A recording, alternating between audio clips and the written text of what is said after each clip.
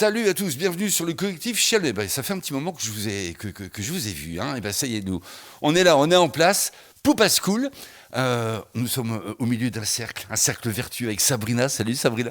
Salut William. Alors Poupa School, pour ceux qui ne l'avaient pas vu, on avait fait un reportage, ça fait 1 an maintenant, une petite année. On va vous rappeler ce que c'est que Poupa School. Et puis on a voulu venir voir un peu Sabrina pour déjà un message. Et puis vous rappeler cette école qui a beaucoup de succès, beaucoup de réussite. On va en parler. Donc si par hasard vous n'aviez pas vu ce reportage, éventuellement on peut vous mettre le lien. On va regarder ça. Poupa School, Sabrina. Donc déjà ça existe depuis quand l'ouverture officielle? On a fait notre première rentrée septembre 2020. C'est en 2021. Donc ce sera la 3e rentrée au mois de septembre, du coup on sera en 2022. Bon, avec la fameuse méthode Montessori, tu peux nous réexpliquer rapidement cette méthode? Rapidement, c'est une méthode qui prône l'autonomie de l'enfant. Donc on va d'abord travailler sur l'autonomie, la confiance en soi, tout ce qui est fonctions exécutives qui sont maintenant reconnues par les neurosciences. Et seulement ensuite, on va rentrer dans tout ce qui est apprentissage académique, comme la lecture, les mathématiques, tout ça. C'est une méthode qui est connue. Hein. Je me souviens au premier reportage, plein de gens, les témoignages, c'était incroyable. Des parents qui disaient que c'était génial, qui avaient ça enfin un chaland, etc. Donc ça permet en fait aux enfants de bas âge d'apprendre des choses que des plus grands devraient apprendre en méthode normale, je dirais. Ce qui fonctionne, c'est un des critères clés de la pédagogie Montessori, c'est que ce sont des classes avec un mélange d'âge. En fait, on accueille des enfants qui ont 2 ans et demi pour les plus petits, 6 ans pour les plus grands. Donc les plus petits sont très observateurs des plus grands, et les plus grands, eux, ils adorent aller enseigner aux plus jeunes, donc ils consolident eux leur apprentissage, et les plus petits, eux, ils reçoivent un apprentissage on dit qu'ils sont entre pairs en fait, donc ils apprennent encore mieux avec les mots d'un enfant de 5 ans qu'avec une maîtresse entre guillemets. Ouais. Tu peux nous donner un exemple de comment l'enfant va apprendre pour apprendre une syllabe, quelque chose? Il y a des méthodes précises. Ouais, alors déjà, on va travailler ce qu'on appelle la conscience phonémique ou phonologique, c'est-à-dire le phonème, c'est la plus petite unité de son. Par exemple, dans maman, m, a, m, an. C'est découpé. C'est tout ça, c'est tout découpé. Nous, on avait appris, en tout cas moi j'ai appris avec des syllabes. Dans Oui. maman, on entend ma, man. Nous, on découpe tout comme ça.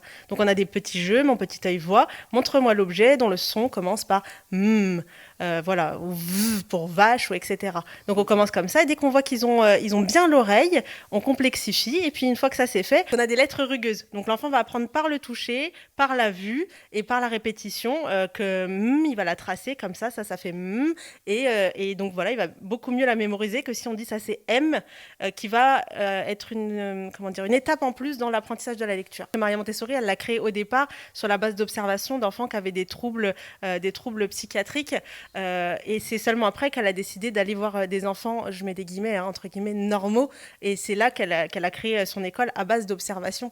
Donc nous, ici, voilà, ça fonctionne pour tous les enfants. Et c'est une école qu'on retrouve dans plusieurs pays maintenant? Oui, il y en a de plus en plus. Je crois qu'on est passé à 400 en France, on est à 22 000 dans le monde entier. Ouais. Sabrina, donc infirmière, hein, donc tu jonglais entre les deux. Et aujourd'hui, on en est où? Aujourd'hui, on en est que c'est moi qui ai repris le relais. C'est moi qui suis éducatrice Montessori et qui gère du coup l'enseignement, la transmission de savoir, en tout cas auprès des enfants. Donc tu as quitté ton poste d'infirmière. Tout à fait.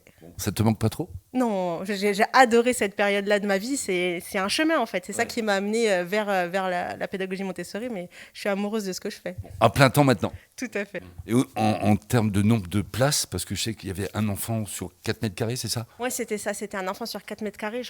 Il me semble qu'on avait limité à 12. Et là, voilà, on est déjà 12. Et donc, on a décidé d'ouvrir nos portes à un peu plus nombreux. Donc, on voudrait 3 enfants supplémentaires. 3 enfants supplémentaires. Et ben voilà, c'est ça le message, c'est ça.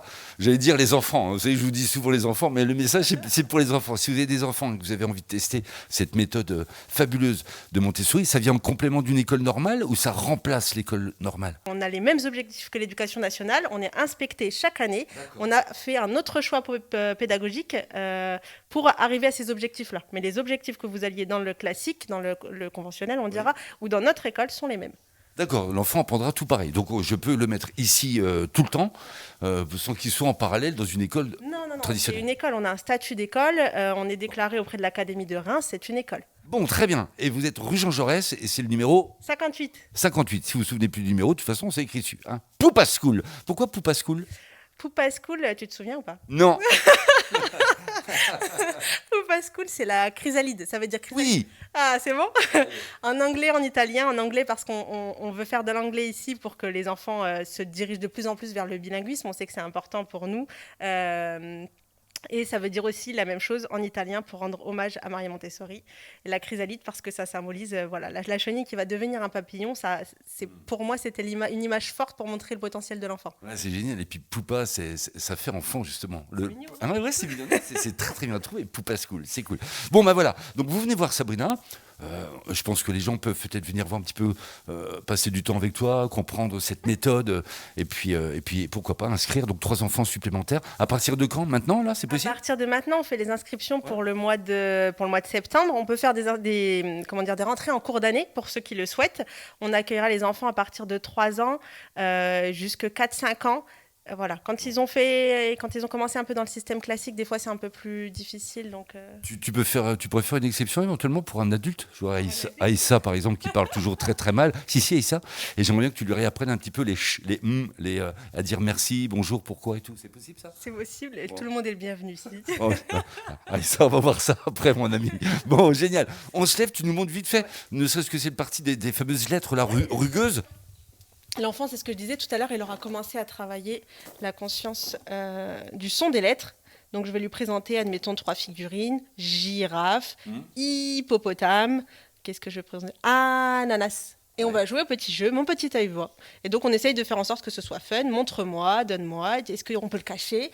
Voilà, c'est toujours un petit peu sympa, un petit peu ludique.